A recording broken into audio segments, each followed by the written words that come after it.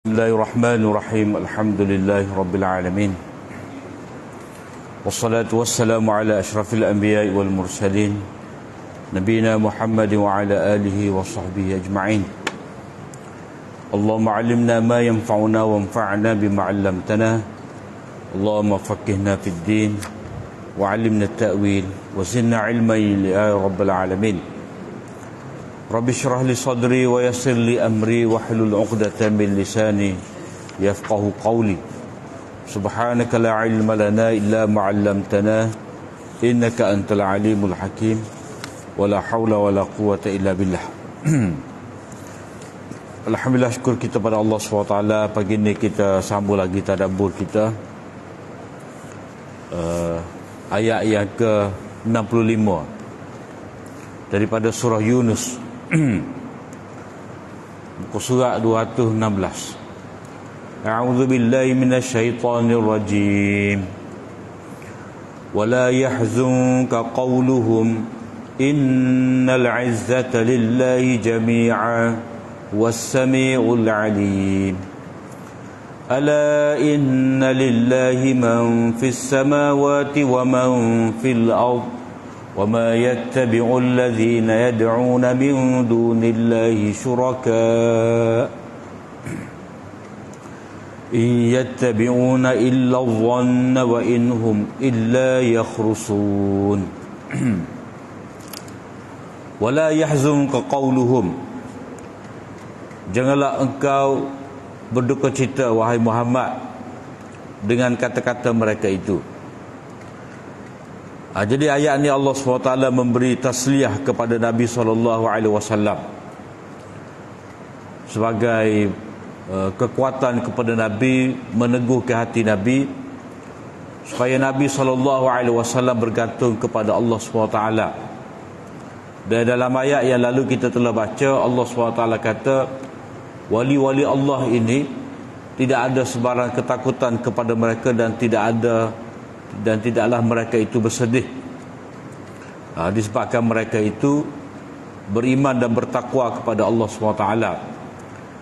Maka jaminan Allah SWT kepada Nabi sebagai imam kepada muttaqin dalam menyampaikan dakwah, maka tidak sepatutnya Nabi SAW itu bersedih, duka cita terhadap penentangnya yang telah diberikan oleh kaum musyrikin dengan kata-kata mereka tu. Dalam ayat-ayat yang lalu kita baca daripada awal surah lagi, orang-orang musyrikin ini dia tidak suka kepada dakwah Nabi SAW dengan mengatakan Nabi ini seorang tukang sihir, dengan mengatakan Quran yang dibawa oleh Nabi itu adalah rekaan daripada Muhammad. Apa yang diberitahu oleh Nabi itu semuanya dusta. Itu kata-kata mereka. Jadi kata-kata penentangan mereka itu macam-macam lah, sehingga mereka cabar kepada Nabi supaya Nabi membawakan khazanah daripada langit, keluarkan emas perak daripada bumi, supaya Nabi ni mari bersama dengan malaikat. Itu semua adalah kata-kata daripada orang-orang kafir untuk melemahkan. Jadi bila Nabi SAW tidak dapat membawa apa yang dituntut oleh mereka, mereka katalah bahawa Muhammad ni dia bukanlah Rasul yang benar dari Allah. Sedangkan Allah SWT telah memberitahu kedatangan Nabi itu sebagai pemberi inzar, pemberi amaran, dan apa-apa yang dibacakan oleh Nabi itu adalah benar sebagai wahyu daripada Allah SWT.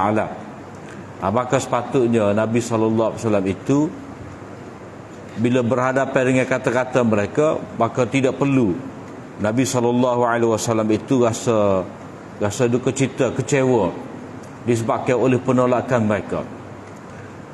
Jadi larangan daripada bersedih ni, ini adalah sebahagian daripada janji Allah SWT untuk menolong hamba-hambanya yang dekat dengannya itu.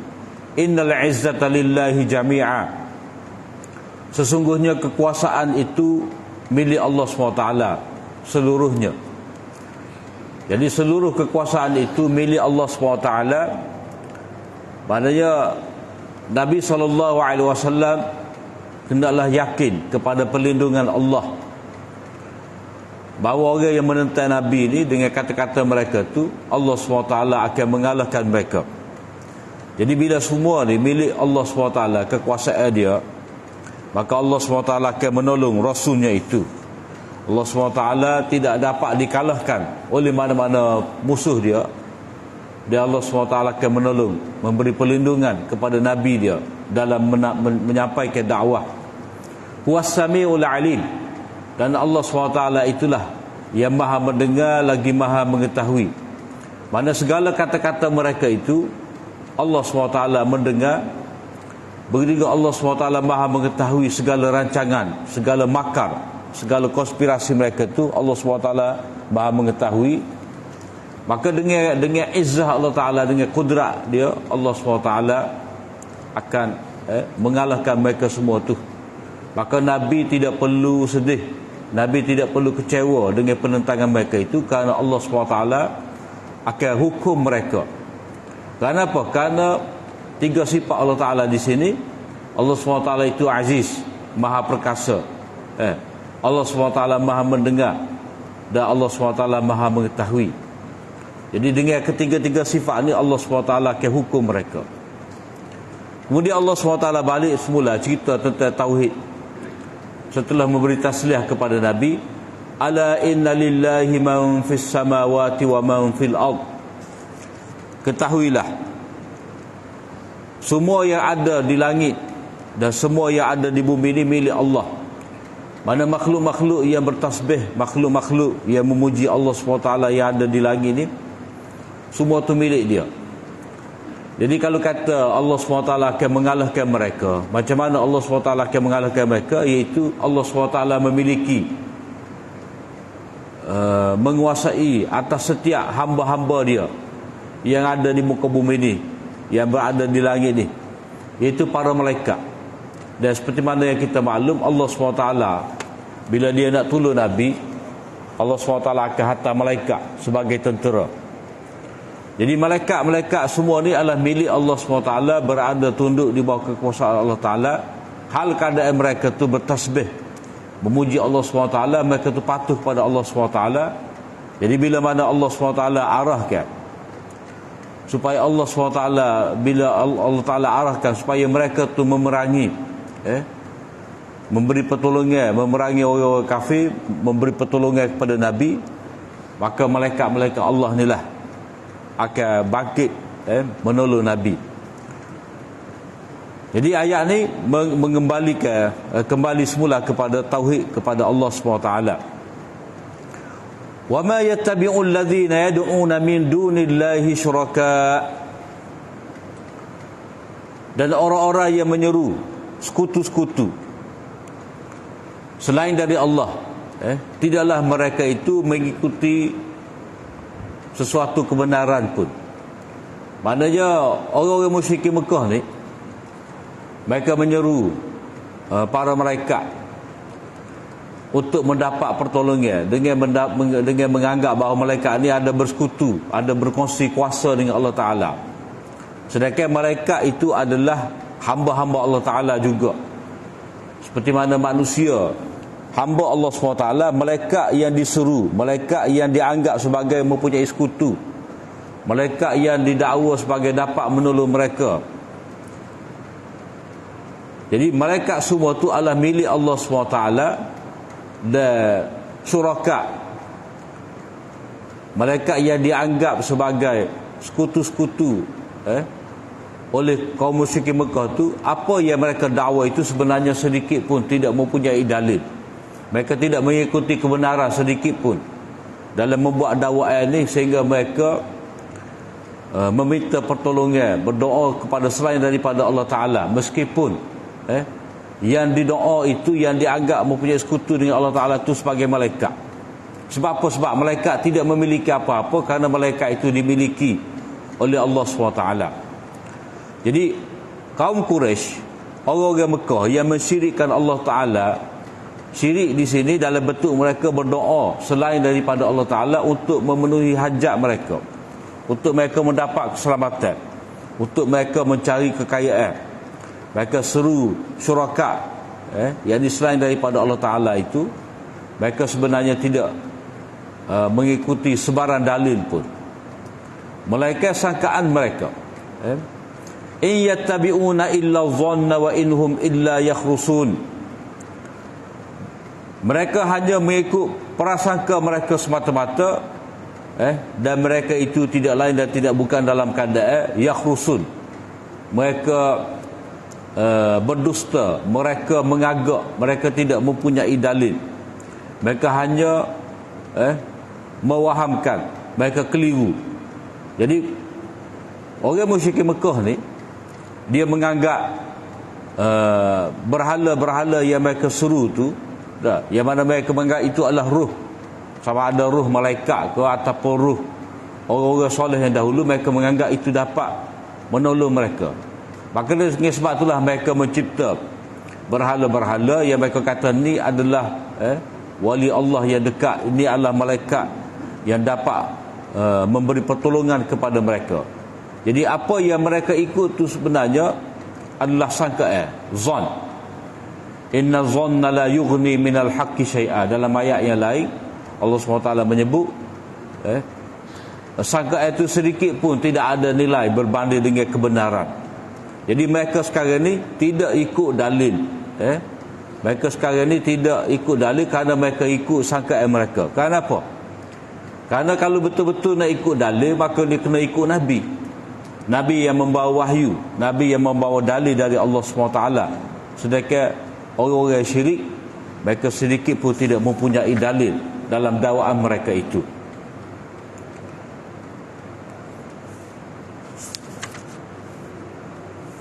Huwallazi ja'ala lakumul laila litaskunu fihi wan nahara mubsira. Orang yang ikut Nabi SAW, mereka itu mengikut dalil bahawa mereka itu ikut Nabi, yang mana Nabi itu membawa kebenaran kerana mereka beriman kepada Allah Ta'ala. Jadi orang yang ikut Nabi hanya berdoa kepada Allah SWT kerana mereka telah diberitahu bahawa Allah Ta'ala lah yang maha berkuasa, Allah SWT lah yang mempunyai kekuatan, segala khazanah langit dan bumi ini milik Allah SWT. Jadi itu cara yang betul dalam beriktikad, dalam bertauhid. Itu cara yang betul dalam berdoa kepada Allah SWT. Kerana orang yang berdoa selain daripada Allah SWT, yang mana mereka menganggap malaikat-malaikat itu menjadi rakan kongsi kepada Allah Ta'ala, hamba-hamba Allah Ta'ala menjadi rakan kongsi kepada Allah SWT, sebenarnya mereka itu adalah makhluk milik Allah SWT. Jadi Allah lah sebenarnya yang memiliki segala-galanya. Dan di sini Allah SWT menyebut dalil rububiyah dia, pentadbiran dia, nizam rububiyah dia, iaitu dialah yang telah menetapkan untuk kamu, dia telah menentukan untuk kamu ni malam dan siang. Maknanya perubahan, pertukaran daripada siang dan malam ni, ini adalah mengikut kehendak Allah SWT, bukan mengikut rakan kongsi yang mereka anggap mempunyai sekutu dengan Allah SWT. Jadi Allah Ta'ala sahajalah yang menentukan perjalanan alam ini, antaranya malam dan siang. Jadi Allah Ta'ala beritahu di sini, huwallazi ja'ala lakumul laila litaskunu. Dialah yang menjadikan untuk kamu itu malam, untuk kamu berehat, untuk kamu tenang, untuk kamu berehat, untuk kamu tidur setelah mana kamu penat bekerja pada siang hari. Wan nahara mubsira, dan dia telah jadikan siang hari itu cerah, terang benderang. Jadi di sini dalam bahasa Arab ni dipanggil ihtibak. Jadi ada yang disebut oleh Allah Ta'ala dan ada yang tidak disebut. Jadi Allah SWT sebut dua perkara yang bertentangan, iaitu malam dan siang. Allah Ta'ala sebut bagi malam itu ada fungsi dia, dan Allah Ta'ala sebut bagi siang itu ada sifat dia. Jadi tidak disebutkan sifat bagi malam, tetapi disebutkan fungsi bagi malam, disebutkan sifat bagi siang hari, tetapi tidak disebutkan fungsi bagi siang hari. Jadi kalau kita takdir ayat ni, dia akan jadi huwallazi ja'ala lakumul laila muzlima, wallazi ja'ala lakumul laila muzlima litaskunu fihi wan nahara mubsira lita'malu fihi wa litabtaghu min fadlih. Dia akan jadi takdir gitu. Jadi Quran ni dia kecek dengan ringkas. Nak cerita bila kata malam itu ada maksud dia. Siang ni pula ada sifat dia. Jadi semestinya malam tu dia ada sifat. Siang hari tu dia ada maksud dia. Jadi tidak disebut malam itu sebab sifat tu sifat tidak menarik perhatian manusia. Dialah yang menjadikan malam tu gelap. Jadi mungkin orang kata tak ada apa gelap. Jadi manusia ni dia tak suka pada gelap. Dia suka pada cerah. Sebab dia akan buat kerja. Dia tak ada orang cuba tutup matahari. Orang nak supaya malam tu cerah juga. Pasal lampu, pasal apa semua tu biar terang. Main bola pun malam juga. Pasal lampu, spotlight supaya cerah. Jadi sifat malam yang gelap tu tidak disukai oleh manusia. Jadi Allah Ta'ala, oleh kerana malam itu benda yang sudah maklum kepada manusia, jadi Allah SWT tidak sebut. Jadi ayat ni dia mari ringkas tetapi mengandungi makna, makna yang perlu kita andaikan. Jadi dialah yang menjadikan malam itu, yakni dalam keadaan gelap, supaya kamu dapat tidur, dapat berehat. Sebab bila gelap ni jenera sedap. Supaya kita nak tidur siang hari lah. Kita duduk dalam bilik aircon tu, tutup lampu, tidur dah. Dia kalau kata jaga kerja malam, memang lagu tu lah dia buat. Kita tidur luar, gagah anak-anak dia tidur dalam bilik dia, tutup lampu, kemahmi, tutup pintu kemahmi, tutup lampu, pasal aircon, pasal kipas. Cari pula bilik hak mana tidak, hak ada alik jatuh, muka nak tidur siang hari ni sebab kerja tengah malam. Jadi manusia perlukan malam yang gelap untuk dia berehat. Jadi Allah Ta'ala tetapkan lagu tu. Dan Allah Ta'ala jadikan pula malam itu mubsirah, terang berderang. Terang berderang tu supaya apa? Supaya kamu boleh kerja, supaya kamu boleh cari rezeki. Jadi itu kudrat Allah SWT dalam menentukan siang dan malam, dengan ada tujuan, dengan menentukan sifat masing-masing yang ada pada malam tu. Jadi makhluk lain, orang yang kaum musyrikin Mekah seru selain daripada Allah Ta'ala tu tidak dapat memberikan, menentukan siang dan malam ni. Jadi menentukan siang malam ni adalah nizam Allah, peraturan Allah SWT, kudrat dia. Dia tidak berkongsi dengan siapa-siapa. Inna fi dzalika laayatin liqaumin yasma'un. Sesungguhnya dalam perkara demikian itu benar-benar menjadi tanda. Tanda-tanda, banyak tanda di sini. La ayat, tanda-tanda kepada kekuasaan Allah Ta'ala. Bukti Allah Ta'ala esa, dia tidak berkongsi. Bukti Allah Ta'ala mengatur dengan sempurna. Walaupun bertentangnya siang dan malam, tetapi kedua-dua tu diperlukan oleh manusia. Jadi manusia ni dia kena sesuaikan. Jadi Allah Ta'ala nak dengan kudrat dia tadi, dengan menjadikan malam dan siang ni, walaupun berbeza siang dan malam, berdua yang bertanya, tapi dua-dua ni diperlukan oleh manusia. Dia tak boleh manusia nak pada malam saja ataupun nak siang saja. Kalau orang cari pitih, dia nak siang hari je, supaya dia boleh cari pitih, boleh kerja. Tak, dia nak juga pada malam. Kalau kata orang tu nak juga berhak tidur, tak, dia nak bangun juga pagi. Sebab tidur pun tak ada nak buat apa juga. Kalau dia mari tak jenera, dia mari sedar dah, gelisah, dia nanti cerah, nak nanti turun tangga nak pergi kerja, cari pitih. Jadi kedua-dua keadaan ni walaupun berbeza, dua-dua ni diperlukan. Begitu juga benda-benda lain dalam kejadian Allah SWT ni, hal keadaan berbeza, tetapi dua-dua tu diperlukan oleh manusia. Dia ada panas, dia ada sejuk, dia ada musim sejuk, ada musim panas. Dia ada hujan, ada kemarau, ada hujan, ada panas, ada musim buah, ada musim luruh. Jadi dalam keadaan kepelbagaian tadi, berbeza-beza tadi, semua tu manusia perlu. Sebab Allah SWT jadikan walaupun benda ni berbeza, dia tetap harmoni. Dan manusia perlu kepada perbezaan ni, supaya teratur molek kehidupan dia. Jadi ini benar-benar menjadi tanda kudrat Allah Ta'ala, tanda kebijaksanaan Allah SWT, tanda pada rububiyah pentadbiran dia bagi orang yang mendengar. Mana bagi orang yang bersedia untuk mendengar apa yang Nabi sampaikan. Jadi orang-orang Mekah ni, orang kafir ni, dia tidak mahu mendengar. Dia kata benda yang sama Muhammad kamu cerita pada kami. Jadi bila mana mereka tu tidak mahu mendengar, jadi macam mana mereka dapat berfikir? Jadi Allah SWT memberitahu di sini mereka akan menerima, akan mengikuti dalil. Mereka akan ada dalil, mereka akan menjadi ahli tauhid kalau mereka tu benar. Kalau mereka tu bersedia untuk mendengar. Jadi bila mana mereka mendengar, mereka dapat berfikir. Jadi macam mana mereka dapat berfikir kalau daripada awal lagi mereka buat keputusan untuk tidak mahu mendengar wahyu yang disampaikan oleh Nabi, dengan mengatakan wahyu yang Nabi sampaikan itu adalah rekaat, bukan benda yang benar. Kemudian Allah SWT rakamkan kepada kita kata-kata orang-orang musyrik tadi. Qalu takhadallahu walada. Mereka kata, ini dia panggil syakwa, mana rungutan Allah Ta'ala terhadap orang-orang yang tidak mahu mendengar wahyu Allah Ta'ala tadi. Mereka tu kata Tuhan ni ada anak.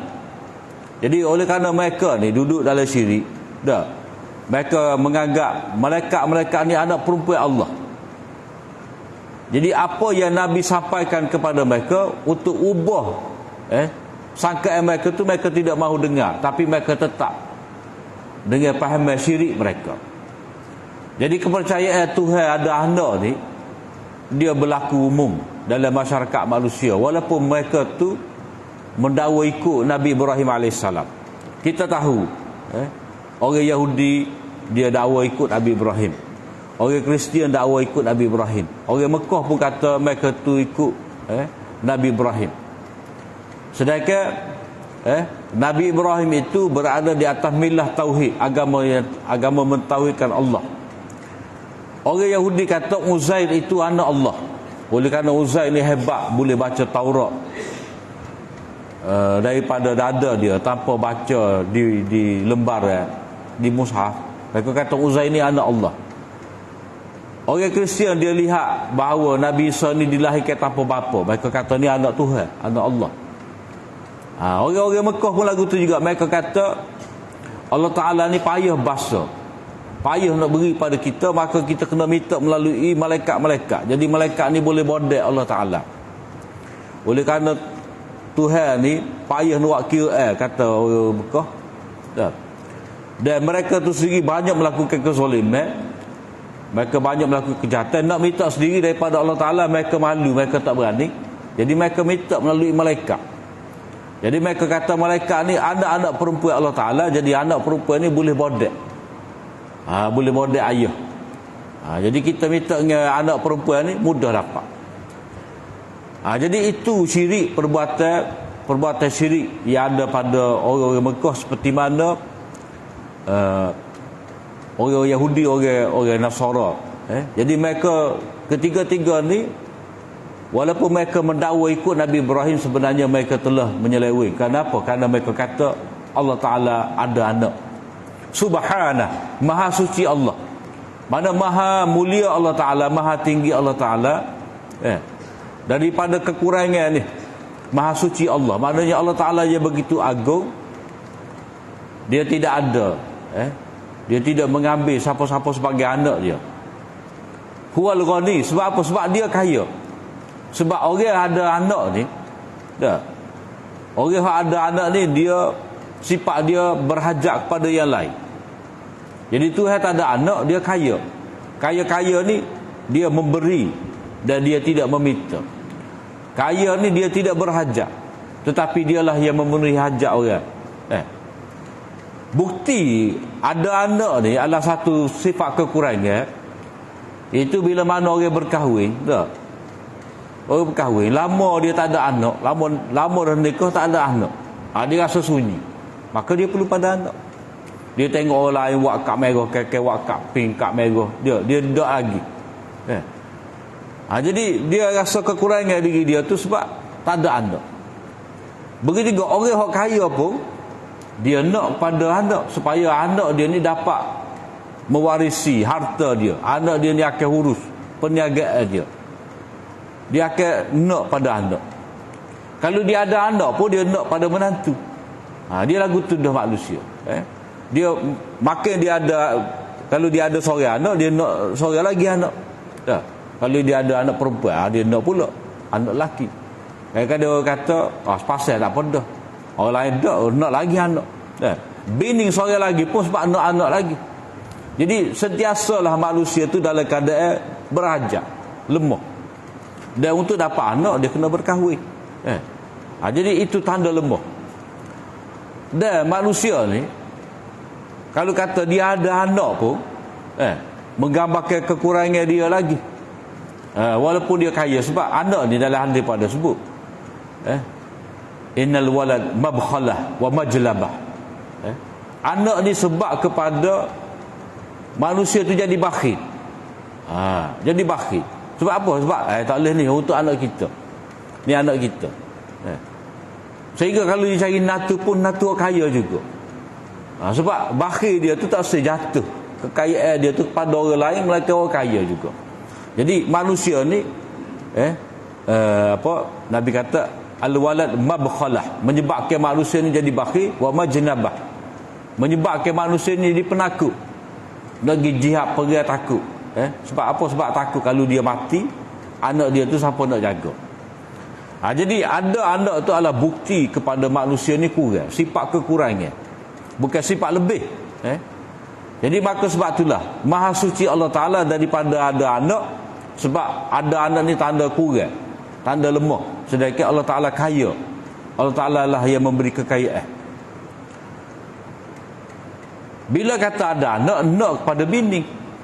Jadi kalau orang tu kata Allah Ta'ala ni ada anak, maka dia akan kata Allah Ta'ala ni ada isteri.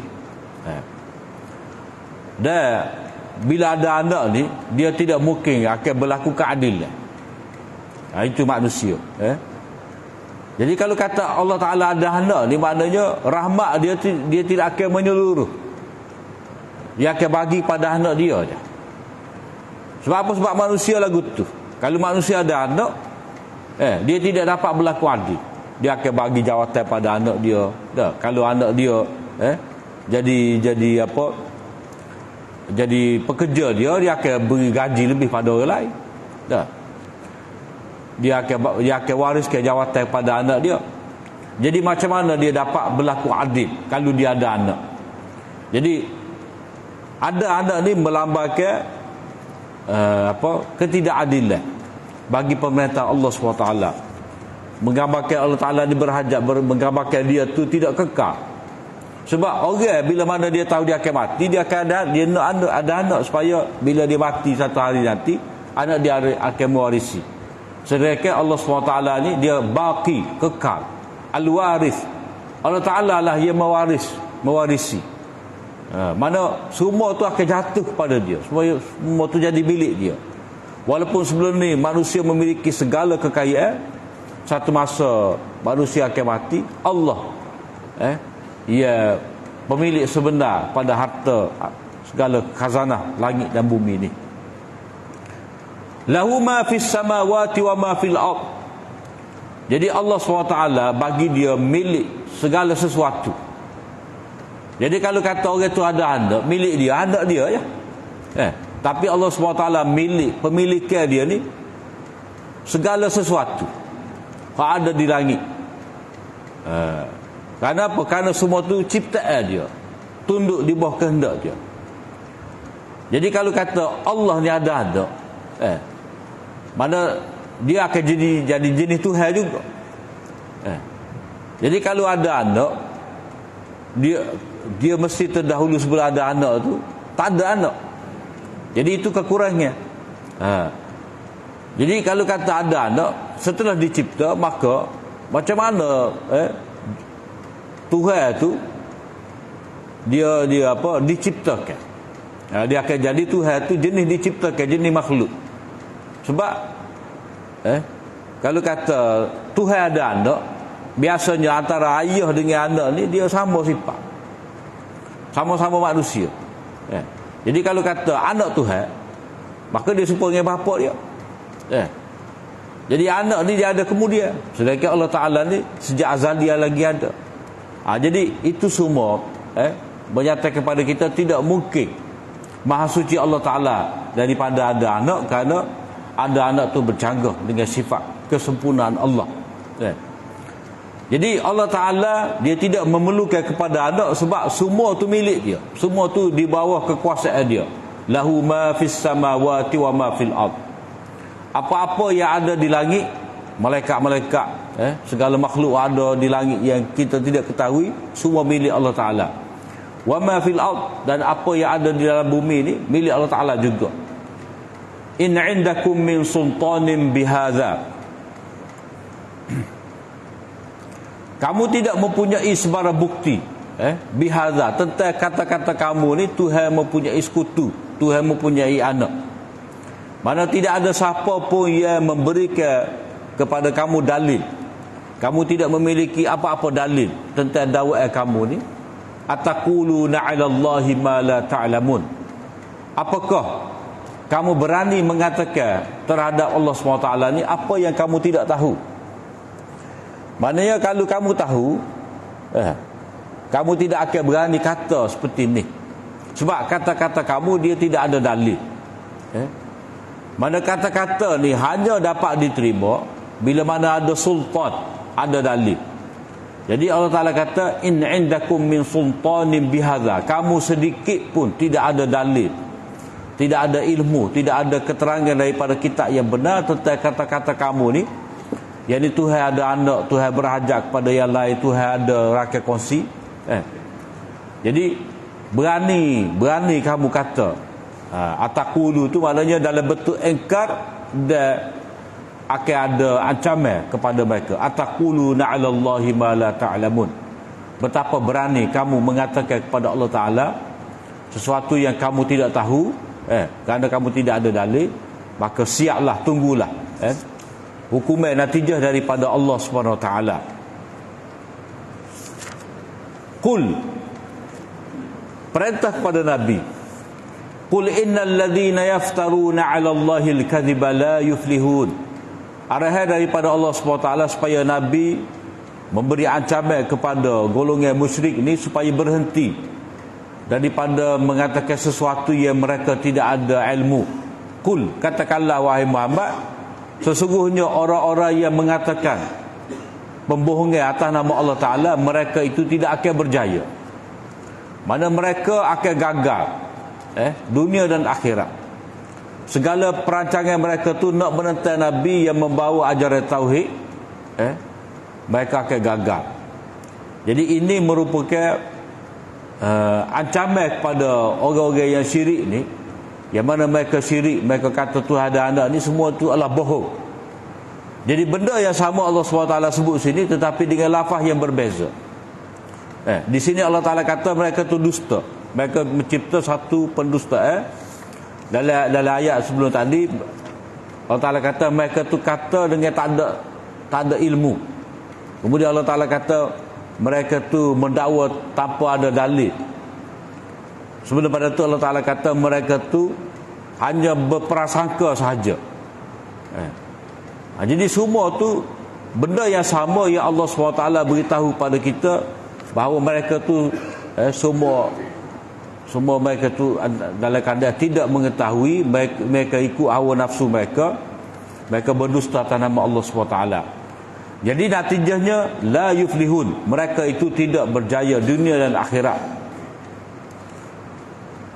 Maknanya bila kata tidak berjaya dunia dan akhirat ni, yang dikatakan berjaya ni, mana orang itu selamat daripada kemukaan Allah Ta'ala, daripada azab Allah Ta'ala. Jadi mereka ni bila kata tidak berjaya, mereka tidak dapat lepas daripada hukuman azab Allah SWT.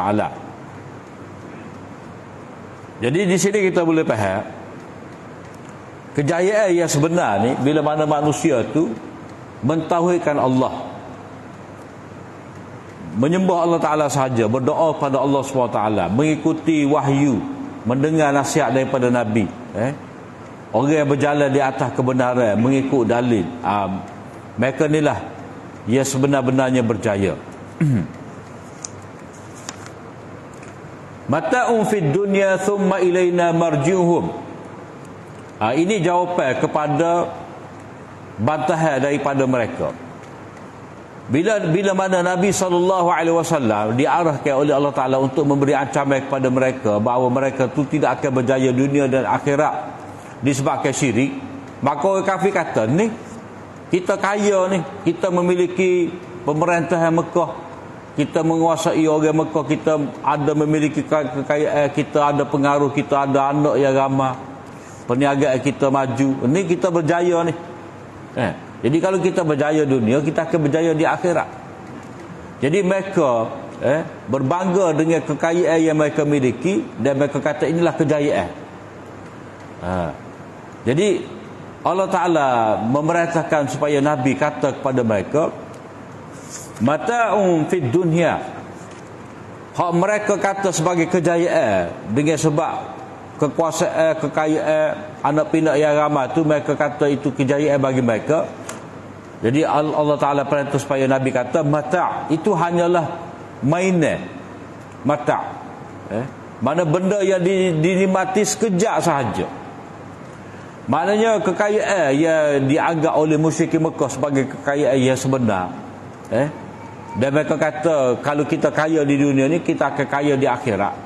Jadi Allah Ta'ala memberitahu di sini mata'un fid dunya, itu hanyalah kesenangan di dunia sekejap ya. Sebab apa? Sebab bila mati bertemu dengan Allah SWT, Allah SWT akan buat pengadilan. Allah Ta'ala akan menegakkan perbicaraan, keputusan akan dibuat. Jadi kekayaan di dunia sifat dia sementara, siapa-siapa pun boleh milik. Mana orang Islam hak kaya pun ada juga, orang kafir hak miskin pun ada juga. Walaupun ada kafir tu kaya, walaupun ada orang mukmin tu miskin. Jadi harta benda dunia ni dia sifat dia pinjaman. Jadi sebab itulah Allah Ta'ala kata mata'un fid dunya. Dalam ayat lain mata'un qalil, kenikmatan yang sedikit, nikmat yang sementara, barang yang sekejap sahaja, tak lama. Kita ada kereta, lama-lama dia karak buruk. Kita ada rumah, lama-lama dia pudar, dia nak utuh makan ke anak-anak. Dah. Jadi dunia tu sekejap sahaja. Thumma ilaina marji'uhum, kepada kami mereka itu akan kembali. Mana mereka akan menghadap menemui Allah SWT, yakni tanpa membawa kesenangan tadi, tanpa membawa kekayaan tadi.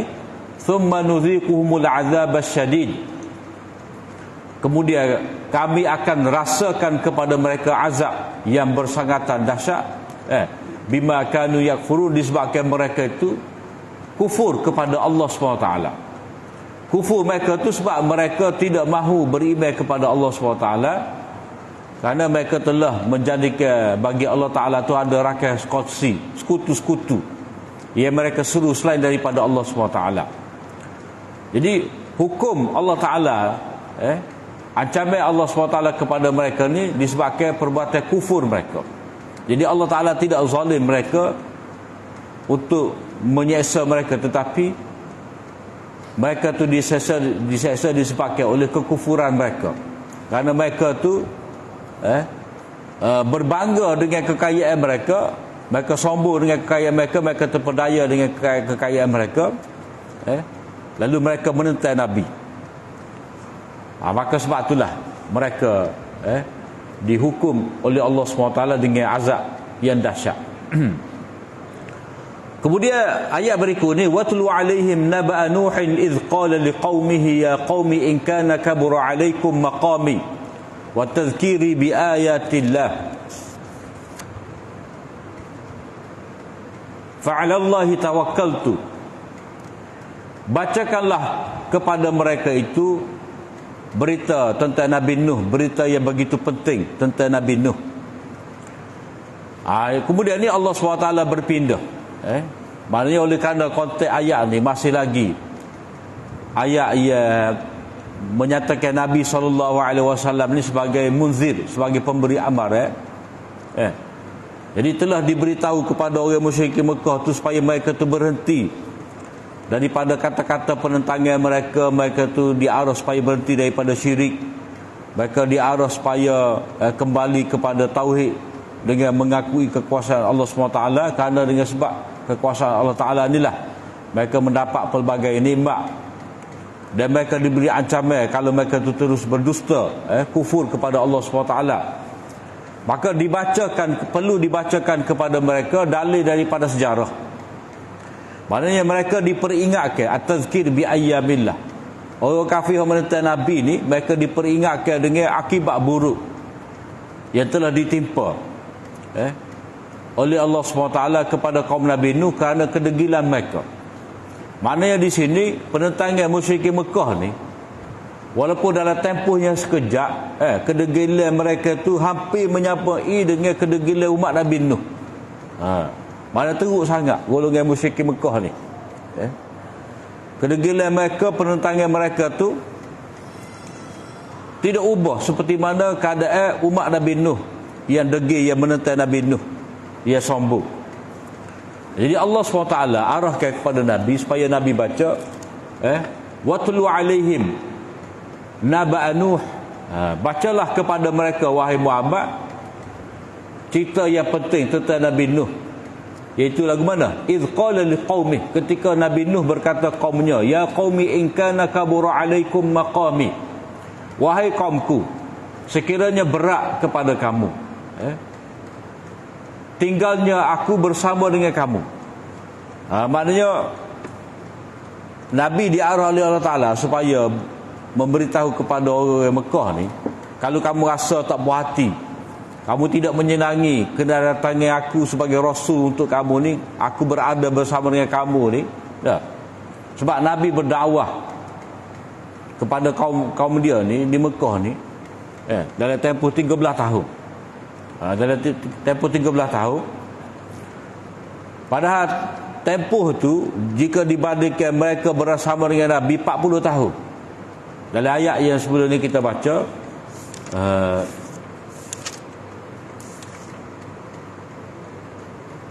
ayat yang ke-16, faqad labistu fikum umran min qabli, aku telah lama dah duduk bersama dengan kamu. Maknanya aku telah lama membesar di kalangan kamu ni, jadi remaja, jadi dewasa bersama dengan kamu ni dalam keadaan seorang yang amanah, seorang yang jujur. Maknanya dari segi akhlak aku ni sudah terbukti bahawa aku ni orang benar. Tetapi mengapa bila aku bawa kepada kamu ni ayat-ayat Allah Ta'ala, jadi berat pula pada kamu. Jadi bila kamu berat, tidak suka kepada aku ni, aku duduk bersama dengan kamu ni menyampaikan peringatan dari pihak Allah Ta'ala, wa tazkiri, aku memperingatkan kamu dengan ayat-ayat Allah Ta'ala ni, kalau kamu tidak berpuas hati, fa'alallah, maka aku bertakwa, aku bertawakal kepada Allah. Aku berserah diri aku pada Allah Ta'ala, yakni gapo-gapo kamu nak buat dan kamu nak laksanakan. Maknanya segala bentuk penentangan kamu, segala bentuk konspirasi rancangan jahat kamu untuk membunuh aku, nak mengusir aku ni, kamu sepakat, fa'ajmi'ullah lah, kamu nak berpakat dengan cerdik pandai kamu, wa syuraka'akum, dan rakan sekutu kamu, buatlah apa yang kamu nak buat. Tekadlah dengan sebulat-bulatnya, kumpulkanlah kumpulan-kumpulan kamu tekadlah, kamu himpunkan segala fikiran kamu untuk menentang aku ni, lah summa la yakun amrukum alaikum ghummah, dan janganlah keputusan kamu tu tersembunyi. Maknanya kamu serahlah aku dengan terbuka, kamu tentanglah aku dengan cara terbuka. Sumaqdu ilayya, kemudian kamu bertindaklah terhadap aku ni, wala tunzirun, dan jangan kamu tangguh-tangguhkan lagi. Mana Nabi pula memberi cabaran kepada mereka. Maknanya dengan bahasa mudah, kalau kamu nak bunuh aku, nak usir aku daripada Mekah, buat. Buat setelah mana kamu pakar. Tak payah tunggu-tunggu, tak payah duk mikir panjang. Jadi dia ni tak berani. Sebab apa? Masyarakat Mekah, masyarakat dunia ni akan memperkatakan tentang kafir Quraisy kalau mereka buat lagu tu pada Nabi. Sebab Nabi ada anak beranak di Madinah, ada keluarga dia. Orang Madinah bersedia untuk memberi pertolongan pada Nabi. Maharaja Habsyah ada. Jadi semua ni akan kutuk. Orang-orang dunia ni akan kutuk kepada orang Mekah. Sebab apa? Sebab Nabi yang mari di kalangan mereka ni, sedangkan mereka tahu orang yang benar, tiba-tiba mereka nak bunuh, mereka nak menentang. Jadi mereka tak berani. Jadi itu cabaran yang dilontarkan oleh Nabi kepada mereka kalau mereka tu nak bertindak pada Nabi. Fa in tawallaitum fama sa'altukum min ajr. Kalau kamu berpaling, maka aku tidak minta upah sedikit pun daripada kamu. Maknanya aku ni ikhlas nak supaya kamu selamat, supaya kamu ikut aku. Dan kalau kamu berpaling, aku tidak minta upah daripada kamu. Sebab peringatan yang aku bagi kepada kamu ni adalah percuma. Kerana ini adalah ayat-ayat Allah Ta'ala untuk memberi keselamatan kepada kamu. Maknanya di sini betapa Nabi itu ikhlas nak kepada kaum dia tu kembali kepada Allah Ta'ala. In ajriya illa 'ala Allah. Kerana sesungguhnya tidaklah yang memberi upah kepada aku ni melainkan Allah. Mana Allah Ta'ala akan memberikan ganjaran kepada aku nanti di akhirat. Maknanya tidak ada sebagai alasan untuk umat Nabi Nuh tak ikut Nabi. Tak ikut Nabi Nuh. Begitu juga tidak ada alasan bagi orang Mekah ni untuk ikut Nabi sallallahu alaihi wasallam sebab Nabi tidak mengenakan sebagai upah. Sedangkan orang-orang Mekah ni ataupun orang-orang yang sembah berhala ni, mereka selalu mengenakan upah. Mereka buat syarat nak mari sembah berhala ni, nak minta supaya berhala ni tolong, kena beri sesuatu. Mana nak sembah berhala pun kena bayar pitih.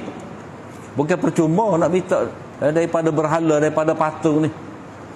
Jadi kena bayar. Jadi bila Nabi SAW dengan ikhlas mengajak pada tauhid, Nabi memberitahu, aku tidak minta upah daripada kamu. Kamu kalau nak sembah Allah Ta'ala, kamu tidak diminta supaya membayar. Tidak perlu bayar untuk dengar nasihat. Tidak perlu bayar untuk berdoa pada Allah SWT. Hak diminta daripada kamu supaya bayar hanyalah sedekah untuk fakir miskin. Maknanya tidak diambil oleh Nabi.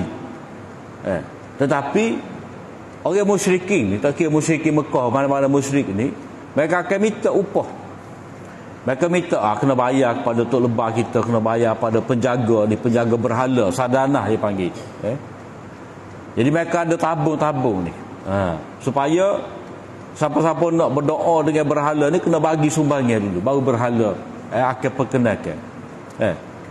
Itu sebenarnya ia ambil duit tu bukan berhala, mereka sendiri penjaga-penjaga berhala.